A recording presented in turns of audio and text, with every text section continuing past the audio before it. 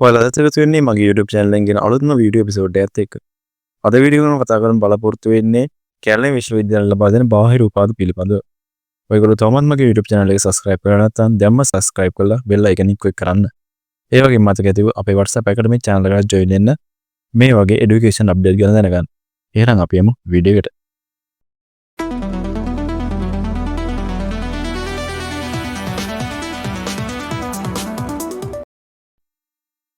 කැලණි විශ්වවිද්‍යාලයේ ශ්‍රී ලංකා දුරස්ථ සහ අඛණ්ඩ අධ්‍යාපන කේන්ද්‍රයේ 2025 අධ්‍යයන වර්ෂය සඳහා බාහිර උපාධි පාඨමාලා සඳහා ඉදිරිපත් කැඳවීම.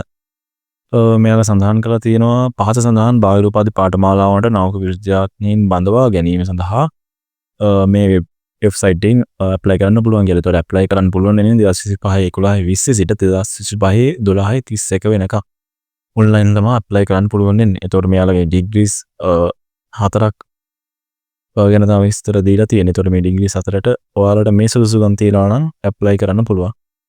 ඒතකොට මෙයාලා සුදුසුකම් විදිහට ඉල්ලලා තියෙන්නේ 2024 හෝ ඊට පෙර වර්ෂවල ශ්‍රී ලංකා විභාග දෙපාර්තමේන්තුව මගින් පවත්වනු ලබන අධ්‍යයන පොදු සහතික පත්‍ර උසස් පෙළ පරීක්ෂණයෙන් දෙවතාවක් තුල, ඒ කියන්නේ second සයි දෙවතාවක් තුල, ඒ කියන්නේ first සයි එකකින් හෝ second සයි එකකින් දෙවතාවක් තුර එක් වර්ගයක සමත් වෙන්න ඕනේ. ඒකට first සයි එකකින් විෂයන් තුන එකපාර සමත් වෙලා තියෙනවා නම් apply කරන්න පුළුවන්. ඒකට first සයි එකකින් මදිලා second සයි කරලා second සයි එකකින් subject තුනම pass වෙලා තියෙනවා නම් මේකට apply කරන්න පුළුවන්.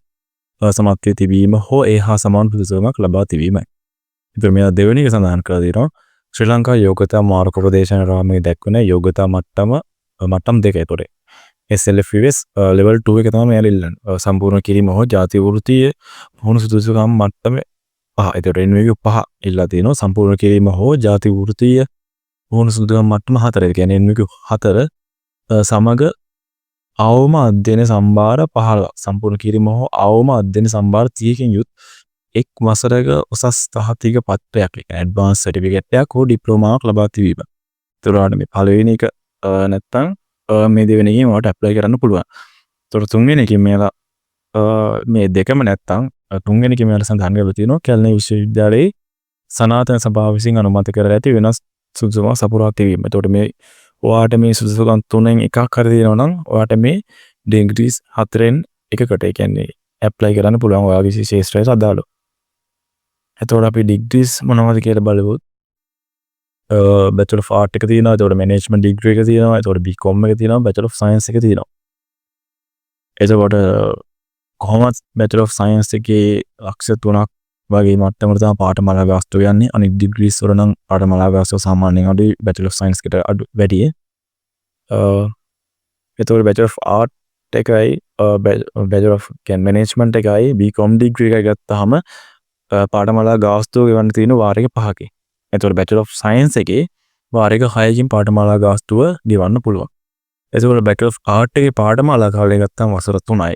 Management එකේ පාඨමාලා කාලය ගත්තාම වසර 3යි. එතකොට BCom එක ගෞරව උපාධියක්, BSc Honors degree එකක් තමයි කැලණි විශ්වවිද්‍යාලයෙන් ලබා දෙන්නේ. එතකොට මේක අවුරුදු 4ක් යන කොහොමද ගෞරව උපාධිය අවුරුදු 4ක් දක්වා දීර්ඝ වෙනවා. එතකොට Bachelor of Science එක වසර 3යි. එතකොට සිංහල මාධ්‍යෙන් තියෙන්නේ ඩිග්‍රීස් 3යි. Bachelor of Art එකයි, Management එකයි, BCom එකයි විතරයි සිංහල මාධ්‍යෙන් තියෙන්නේ. එතකොට English වලින් කරන්න පුළුවන් ඩිග්‍රීස් 3ක්. එතකොට Management එකයි, BCom එකයි, Bachelor of Science එකයි English වලින් කරන්න පුළුවන්. ඔය ටික තමයි මේ කට්ටිය ඩිග්‍රීස් වල ඩීටේල්ස් වලට දීලා තියෙන්නේ. එතකොට අපි මේක කරන්න ඕන සුදුසුකම් 3 ගැන කතා කරා. මේකට සටහනක් දීලා තියෙනවා. විද්‍යාවේදී සාමාන්‍ය බාහිර උපාධි පාඨමාලාව අංක 4 සඳහා ආයුධම් කිරීමේදී අපොස උසස් පෙළ විෂය විද්‍යා විෂය ධාරාව හදාරා සංයුක්ත ගණිතය විෂය සමත් වීම අනිවාර්යයි. ඒතකොට ඔයාලා අනිවාර්යෙන් Bachelor of Science degree එකට apply කරනවා නම් ඔයාලා A level වලට විද්‍යා විෂය ධාරාව හදාරලා තියෙනවා නම් අනිවාර්යෙන් සංයුක්ත ගණිතය සමත් කරලා තියෙන්න ඕනේ. එතකොට මේකේ තව ඩීටේල්ස් ටිකක් දීලා දෙනවා මේ සම්බන්ධ වැඩිදුර විස්තර දැන ගැනීම සඳහා මේ වෙබ් අඩවියට පිවිසෙන්න කියලා. එතකොට මේ ඩීටේල්ස් මම ඩිස්ක්‍රිප්ෂන් එකේ දාලා තියෙනවා.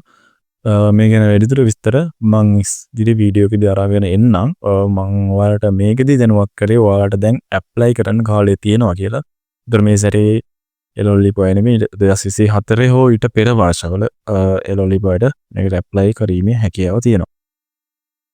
තොර මේක වැඩිදුර විස්තර මගේ ඇකඩමික් ගෲප් එකේ සහ ඉදිරි වීඩියෝ වලදී අරගෙන ඉන්නම් මේ ඩිග්‍රීස් එතකොට බැචලර් ඔෆ් ආර්ට් එක මැනේජ්මන්ට් එක එතකොට BCom එක සහ බැචලර් ඔෆ් සයන්ස් ඩිග්‍රී 4 ගැන වෙනම වීඩියෝ 4කින් මේ ගැන දැනුවත් කරන්න ඉදිරියට බලාපොරොත්තු වෙනවා.